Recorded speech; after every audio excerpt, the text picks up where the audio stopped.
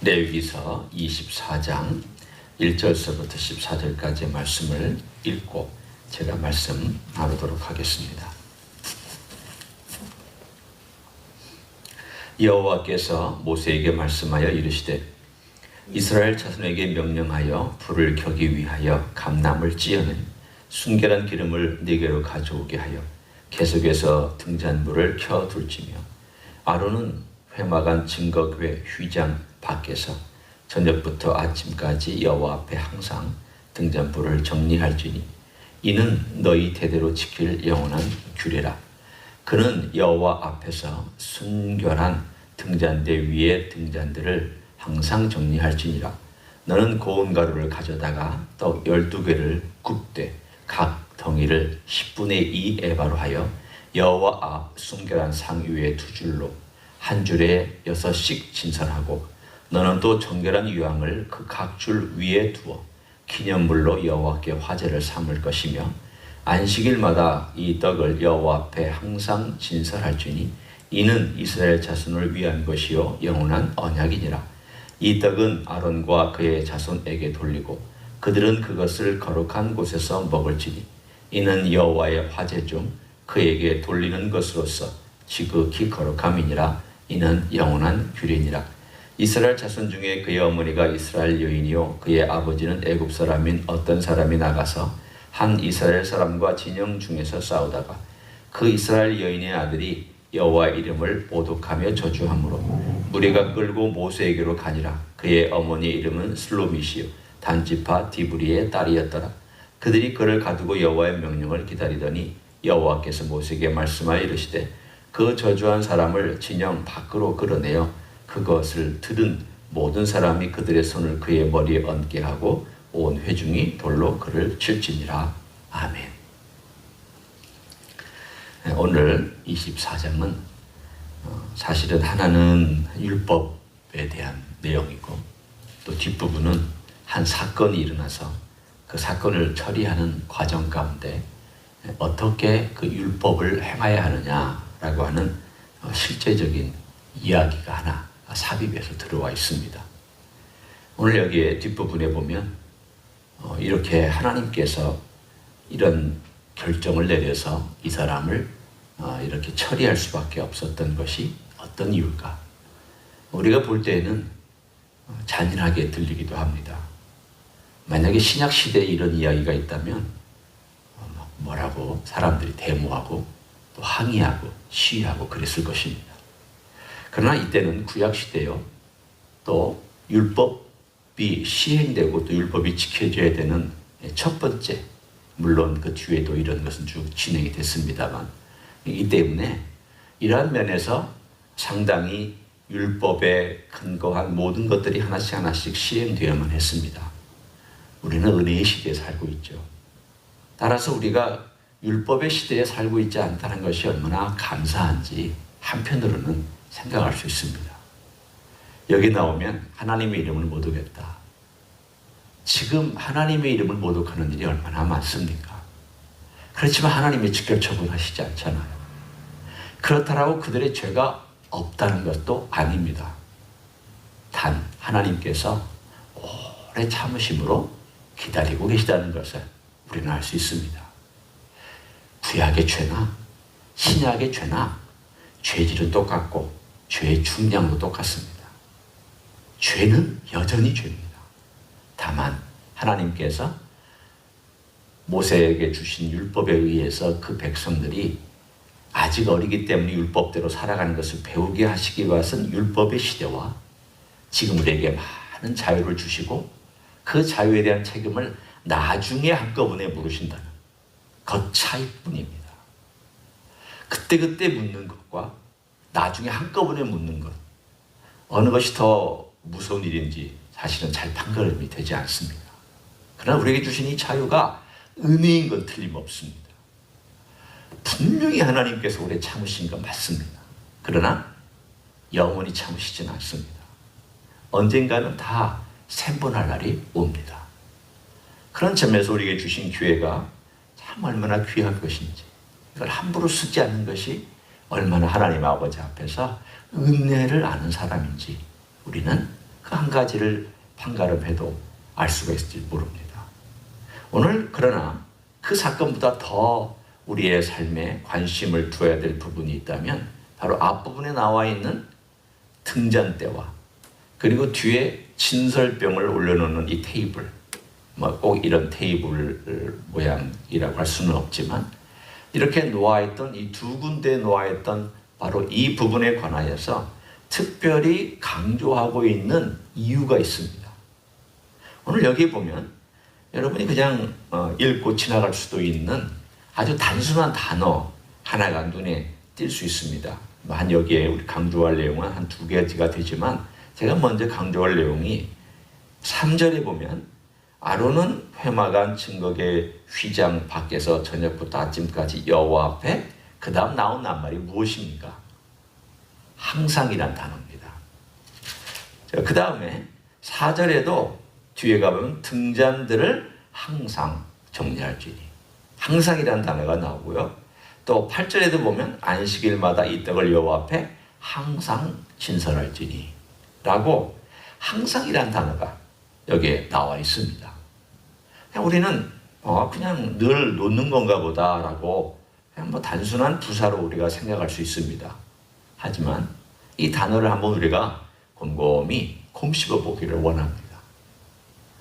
여기 지성소가 있을 때 항상 이걸 진설해 놓고 항상 물론 밤에라는 것을 생각하지만 늘 이게 켜놓는다라고 했을 때에 여기 나와 있는 순결한 등잔에 순결한 기름으로 불을 밝혀서 어두운 그곳을 늘 밝힌다는 것과 항상 그 다음에 여기에 떡 6개를 놓고 떡 6개를 안식일날 처음 제일 따끈따끈한 것을 갖다 놓은 다음 그리고 안식일 이후 6일 동안 그것을 계속해서 항상 12개를 진설해 놓는다.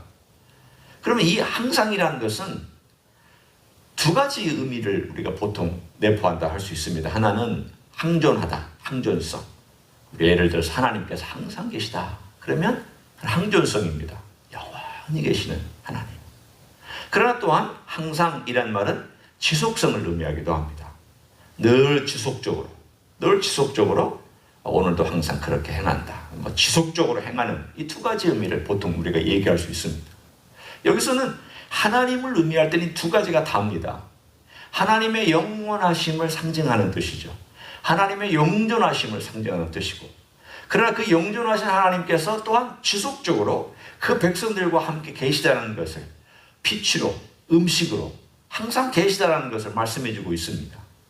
빛을 공급하심으로 백성들이 살아갈 길을 주시는 하나님, 동시에 음식과 먹는 것과 건강과 내가 취하는 모든 것들을 주시는 공급해 주시는 하나님, 하나님이 공급해 주시는 분일 뿐만이 아니라 그분의 속성이 또한 그렇다는 것을 그분의 속성이 빛이시고 음식과 같다는 것을 동시에 얘기해 주고 있습니다. 항존성과 지속성을 얘기합니다. 그럼 이것이 우리에게는 어떤 의미일까? 우리는 항존성의 어떤 의미를 여기서 우리에게 적용시키는 것이기보다 지속성을 의미합니다. 다른 말로 얘기하면 우리가 지속적으로 하나님을 찾아와서 뵙느냐, 빛이신 하나님을 생각하느냐, 먹을 걸 주시고 먹을 것이 되시는 하나님을 내가 날마다 먹는 것처럼 주시는 그것을 내가 먹음으로 또 하나님을 기억하고 사느냐, 지속적으로 내가 하나님을 배웁고 사느냐에 대한 상징적으로 놓았던 물건들입니다. 거룩한 물건들입니다. 이스라엘 백성은 본 적 없습니다. 제사장들만 매일 봅니다. 그러면 이스라엘 백성들에게 제사장들이 가르칠 때에 어떻게 가르쳤을까? 설명했겠죠. 이 안에 들어가면 하나님께 드리는 거룩한 떡이 6개씩 12개가 있다. 그리고 항상 이렇게 되어 있는 금초대가 있다. 이 금초대는 우리가 늘 항상 밝혀둔다. 이스라엘을 지키신 하나님, 빛이신 하나님께서 낮에는 태양이 있기 때문에 우리가 키진 않지만 밤에는 키는 것은 그 밤에도 지켜주신다는 것은 우리가 알기 때문에 켜두는 것이다. 이 떡은 12지파를 상징한다. 이 12지파에게 먹을 걸 다 주신다. 아무리 북쪽에 있는 지파라, 아무리 구석에 처박혀 있는 지파라 할지라도 하나님께서 12지파를 늘 기억하신다. 늘 생각하신다. 항상 기억하신다. 항상 돌보신다. 항상 주신다. 왜냐? 하나님은 항존하시는 하나님, 항상 계신 하나님이기 때문에 어느 곳에서나 지속적으로 동시에 공급하시는 하나님이시다. 따라서 너희도 기억해라. 지속적으로 기억해라. 매일 기억해라. 지속적으로 우리가 하나님을 기억하도록 나타낸 이 단어, 항상이라는 이 한 단어가 오늘 저에게, 어제 말씀을 주면은 저에게는 의미가 있었습니다. 한번 생각해 보죠. 빛이 있습니다. 빛이 어제 들어왔다고 끝인가요? 자, 어제 빛이 들어왔습니다. 그러니 저는 빛 가운데 걷고 있습니다. 이런 사람이 어디 있습니까? 말도 안 됩니다.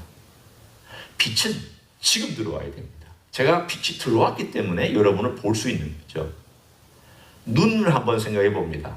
제가 의사도 아니지만 우리 간단한 상식적인 거죠 있잖아요. 눈이 있으면 여기에 각막이 있고 수정체가 있고 그리고 뒤에 망막이 있습니다. 빛이 들어와서 이 수정체를 통과해 가지고 망막에 이미지가 맺힙니다. 그럼 그 뒤에 시신경이 그걸 받아 가지고 신호로 해서 뇌에 전달해서 우리는 봅니다. 그러니까 빛이 어디까지 들어오냐면 적어도 망막까지는 들어와요. 그러면 이 빛이라는 것이 들어온다는 것은 이미지를 갖고 들어온다는 뜻이죠. 그러면 이것이 내 안에 들어와야 됩니다. 빛이 내 눈 속으로 들어와야 그 빛의 의미가 있습니다. 먹는 걸 생각합니다. 여기 떡이 있습니다. 이 떡이 있는데 이 떡이 그냥 있으면 어떡합니까? 이것이 내게 들어와야 됩니다. 입으로 씹어서 내 식도를 통과하고 위에 들어와서 소화하고 장에서 소화해서 내 안에 들어와서 그것이 내와 일부가 되어야 됩니다. 잔상이 내게 들어와서 내 몸에 시신경을 통하여서 일부가 되어서 보고 있는 것처럼 음식이 들어와서 내 몸에 일부가 되어서 소화되는 것처럼 빛은 들어와야 되고 음식도 들어와야 됩니다. 공통분모가 있다면 들어와야 됩니다. 항상 있는 하나님의 빛과 항상 있는 하나님의 공급과 하나님의 존재가 내 안에 들어와고 그분의 공급하심이 들어와서 그것이 내 삶의 일부가 돼야 내가 본다, 먹는다, 힘을 얻었다, 판단한다. 이것이 성립이 됩니다. 이 일을 해주시는 분이 누굽니까? 예수님이 바로 빛이시고 음식이라고, 내가 생명의 떡이라고, 내가 세상의 빛이라고 주님께서 요한복음에 명확하게 설명해 주셨습니다. 나는 빛이다. 세상의 빛이다. 나는 떡이다. 생명의 떡이다. 예수 그리스도는 항상 계시고 예수 그리스도는 지속적으로 우리를 보시고 공급해 주시고 빛으로 우리를 덮고 계십니다. 빛이 우리를 어떻게 덮고 있느냐? 다 덮고 있잖아요. 태양이 어떻게 우리를 덮고 있느냐? 태양 빛이 뜨면 다 덮고 있잖아요. 사실은 밤에도 태양은 여전히 빛을 비추고 있는 셈이죠. 항상 있습니다. 항존합니다. 지속적으로 우리 곁에 계십니다. 먹을 것 항상 주님은 생명의 떡입니다. 항상 영원한 생명의 떡입니다. 늘 우리 곁에 있습니다. 문제는 어디에 있습니까? 먹어야 돼요. 들어와야 돼요. 빛이 들어와서 내 안에 있어야지 내가 이미지를 알고 그 먹을 것이 들어와서 내게 일부가 되어야 되는 것처럼 들어와야 돼요. 아무리 우리가 예수님을 보고 예수님 찬양한들 내 안에 그분이 역사하시지 않으면 무슨 의미가 있겠습니까? 생명의 떡이 내 안에 들어오지 아니하면 무슨 의미가 있겠습니까? 그분의 빛이 내 안에 들어오지 않으면 무슨 의미가 있겠습니까? 그래서 예수님이 말씀하시잖아요. 나를 먹어라. 난 세상의 빛이다. 너희 눈이 맑아야 된다. 너희 눈에 문제가 없어야 된다. 너희들이 먹는 이 식도나 위가 문제가 없어야 된다. 우리는 신체적으로 압니다. 물리적인 거 압니다. 눈에 백내장, 녹내장, 망막이 떨어져 나가고 이런 것들이 있으면 잘 못 보고 문제가 생기는 것 압니다. 식도에 문제가 생겨도 먹는 거 어렵다는 거 압니다. 위, 장, 탈라도 먹는 것이 어렵다는 걸 압니다. 늘. 그럼 이걸 지켜주는 분이 누구냐? 성령께서 내 안에서 그걸 지켜주고 계시고, 성령께서 내 안에서 예수님을 먹고 마시도록 도와주시는 역할을 성령께서 우리 안에서 해주고 계십니다. 우리는 적용합니다. 내 영혼에 예수님을 보는 시각과 예수님을 먹는 이 입과 같은 존재가 있다고 우리가 한번 가정해 봅니다. 그러면 빛이신 예수님께서 내 안에 들어오셔서 내 영혼에 비춰주시도록, 그러면 거기에 뭐가 막혀 있으면 성령께서 알려주실 겁니다. 이것이 문제구나. 이것이 막혀 있구나. 너 이거 치료받아야 되겠구나. 그러면 이 치료받는 모든 것들은 누구의 피로 치료를 받을까? 예수님의 피가 우리의 그 잘못된 부분들을 치료해 주시고 깨끗하게 하시고 상처난 부분 고쳐주시고, 그래서 다시금 눈이 밝아져서 빛을 보게 하고, 우리의 잘못된 부분이 치료받고 수술받고 그 부분으로 생명의 떡이신 예수님을 먹고 마음껏 소화해서 우리의 영혼이 생명으로 움직이도록, 빛 가운데 움직이도록 그렇게 해주실 것입니다. 성삼위 하나님께서 우리를 위하여 일하고 계십니다. 하나님 아버지, 사랑으로 우리를 덮어주시고, 보이지 않지만 빛이 이 세상을 덮고 있는 것처럼 사랑의 아버지께서 빛으로 우리를 덮고 특별히 사랑하는 하나님의 백성을 덮어주고, 예수님 늘 우리 곁에 계셔서 우리 인도하시고 하나님의 보좌 앞에서 간구해 주시고, 성령님 내 안에서 빛을 비춰주시기도 하고 예수 그리스도의 빛을 가져오시기도 하고 예수의 말씀을 먹게 해주시고 그 말씀을 설명해 주시기도 하는 이런 모든 것들이 항상 이루어지는 일들입니다.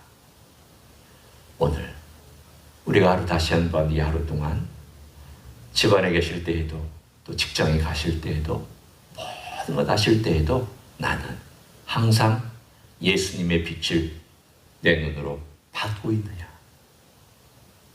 나는 항상 생명이신 예수님을 먹고 있느냐?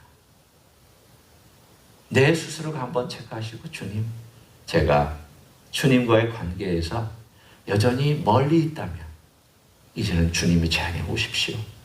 주님 제 안에 역사해 주십시오. 주님 들어오십시오. 가까이 계셔 주십시오. 그래서 제가 주님과 정말 진한 우정을 나누고 싶습니다. 주님께서 그렇게 원하시는, 기뻐하시는 우정을 제가 주님과 나누고 싶습니다. 이런 기도를 드리시면 주님께서 기쁘게 받으시고 여러분 안에서 좋은 친구가 되셔서 말씀해 주실 줄로 믿습니다.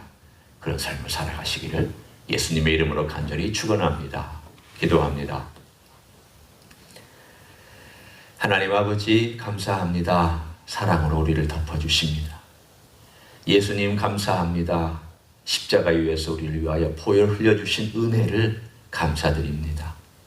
성령님 감사합니다. 우리 안에서 교제하시며 가르쳐 주시며 깨우쳐 주시며 알게 하시며 도전해 주시는 그 귀한 인도하심에 감사를 드립니다. 오늘도 우리가 그 놀라우신 은혜 안에 머물고 있습니다. 그러나 우리가 먹어야 살고 봐야 걸어갈 수 있고 판단할 수 있듯이 우리 예수님의 생명과 빛을 받고 먹고 마치 내 일부로 그것을 누리고 살아가는 그런 하나님의 종들이 되게 축복하여 주시옵소서. 주님, 우리 안에서 역사해 주시고 우리와 함께 가장 친밀한 우정을 나눌 수 있는 주님과 함께 가까이 걸어가는 귀한 삶을 허락하여 주시옵소서. 이제는 우리 구주 예수 그리스도의 은혜와 하나님 아버지의 극진하신 사랑과 성령 하나님 교통하심의 역사가 오늘도 빛되시고 생명의 떡이 되신 우리 주 예수 그리스도를 내 삶의 구주로 내 가슴의 중심에, 내 영혼의 중심에 모시고 살아가기로 작정하고 주님 오십시오. 나는 늘 주님을 섬기렵니다. 나는 주님과 함께 친구가 되렵니다. 주님과 우정을 나누고 싶습니다라고 고백하는 가정에서 예배드리는 종들 위에와 이 자리에 참여한 종들 위에와 주임제 히스교회 의회와 이민교회들과 한국교회들과 선교사님들 위해 이제로부터 영원히 함께 하실지어다.